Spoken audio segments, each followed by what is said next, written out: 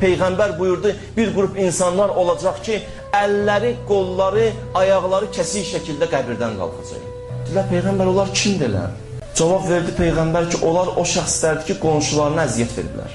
Qonşuya əziyyət verib Allah ona görə onu qəbirdən qaldırır, əli yoxdur, ayağı yoxdur. Peyğəmbər buyurdu, qonşuluq haqqı mühümdür.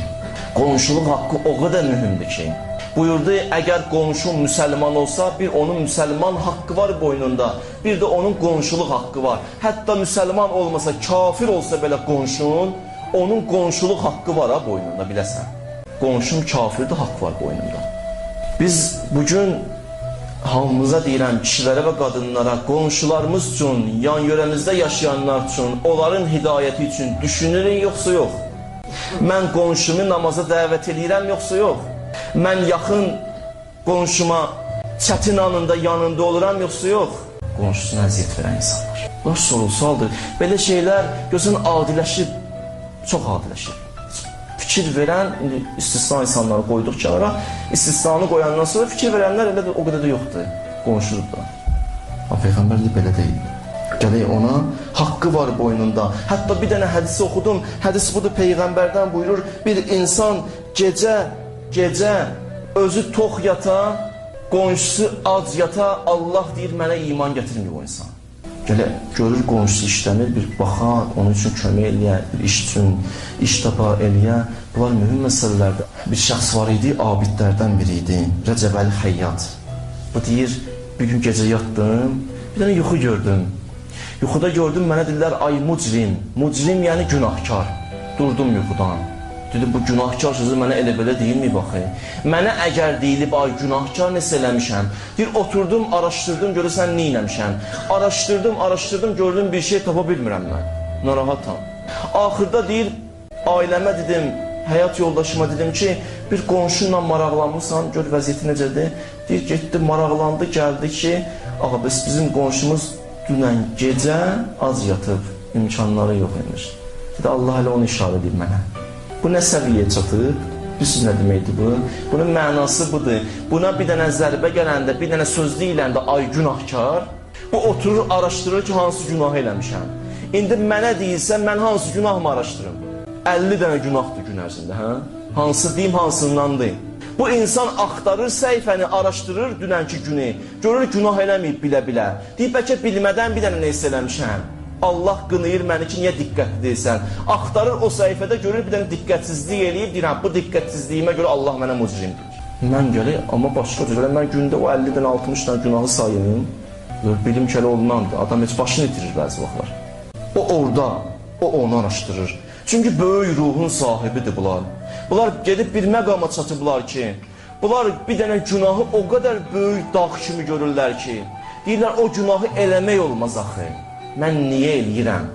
Olmaz eləmək axı. Niyə eləyirəm o günahı? Allah Şeyx Abbas Qumiyə rəhmət eləsin. O Məfatihul Cinan ki, indi orada da var kitabxanada, o kitab ki, əl-vüzdədir, ev-vüzdədir oxuyursunuz. Mən bunun həyatından bir şey oxudum. O da budur. Bu şəxs can üstündə olanda 70-dən çox yaşı var idi. Bu can üstündə olanda ağlayır, dedilər, ağa, niyə ağlayırsan? Dedi, ona görə ağlayıram ki, bu 70 ildə mən bir dəfə yalan danışmışam ömrümdə. Onu da məsləhət üzündən yalan danışdım. Bir məsləhət oldu, elə bildim məsləhətdir burada yalan danışım. Bu 70 ildə bir dəfə dilimdən yalan çıxmayıb, bir dəfə.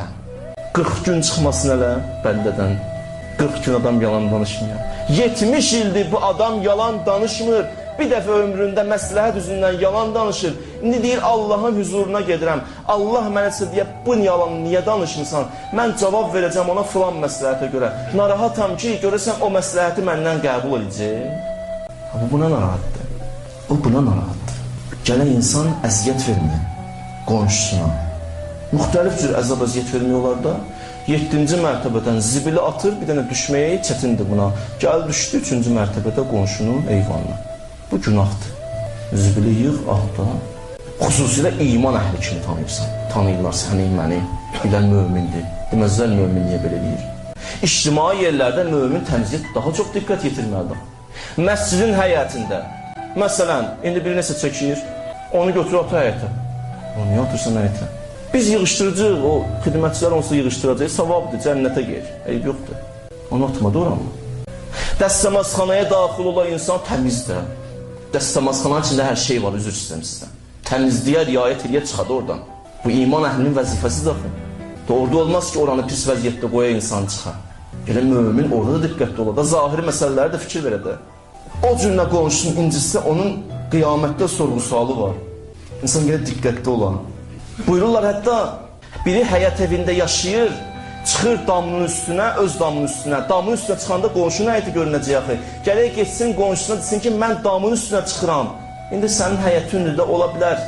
Mənə indi icazə ver, qalxım öz damıma bir şey görməyim də həyətində. Bu qədər diqqətli olmalıdır insan.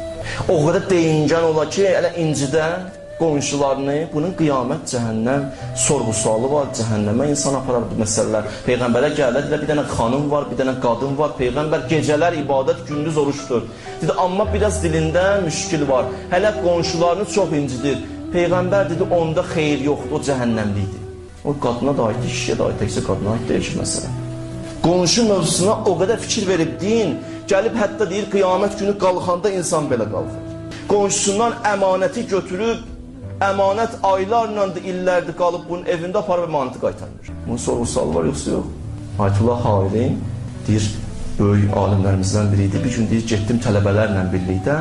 Tələbələrlə birlikdə ki, gəldim, əyləşdim.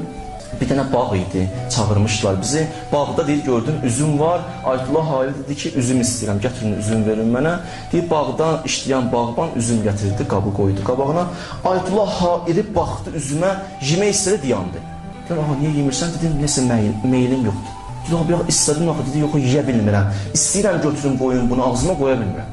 Belə qoymurlar məni, əlimi tutublar, saxlayıblar, qoymurlar. Deyir, bəlkə nəsə var, çağıraq.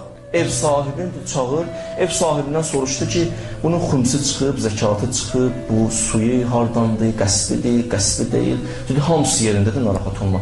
Dedi, bəs nədəndir mən bunun meylim yoxdur yeməyə? Vücud ki, öyləşməyib haram yeməyə. Adam belə daxı. Adam ki, harama öyləşmir, haram qabağına gələndə nifrət edir. Allah qoymur. Bir ömür ki, vücudun verib Allaha, haramı yeməyib, Allah deyir, da mən səni qoymayacam yəsən. Sən yeməmsən axı. Dedi, axı bu niyə belə olsun? Axırda dedi, bağban gəldi, dedi, ağa, sən üzüm istədin məndən.